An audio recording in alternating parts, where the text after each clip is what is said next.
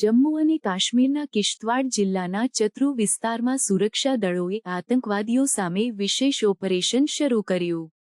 સિંઘપુરા વિસ્તારમાં આતંકવાદીઓ છુપાયેલા હોવાની ચોક્કસ માહિતીના આધારે આ ઓપરેશન શરૂ કરવામાં આવ્યું હતું.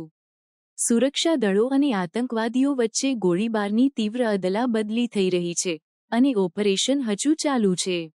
આ ઓપરેશન દરમિયાન સુરક્ષા દળોએ 3 આતંકવાદીઓને ઠાર માર્યા છે, જેમાં પાકિસ્તાન આધારિત જૈશ-એ મોહમ્મદના ટોચના કમાન્ડર સાઇફુલ્લાહનો પણ સમાવેશ થાય છે. સાઇફુલ્લાહ છેલ્લા 1 વર્ષથી ચેનાબ ખીણ વિસ્તારમાં સક્રિય હતો અને અનેક આતંકવાદી પ્રવૃત્તિઓમાં સામેલ હતો. સુરક્ષા દળોએ ઓપરેશન દરમિયાન મોટી માત્રામાં હથિયારો અને દવાઓ પણ જપ્ત કરી છે.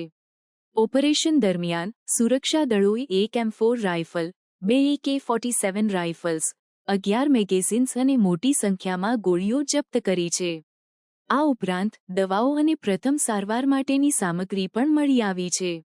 આ દવાઓ પાકિસ્તાનમાંથી લાવવામાં આવી હોવાનું માનવામાં આવે છે અને અધિકારીઓએ પાકિસ્તાન તરફ આ અંગે માહિતી આપી છે.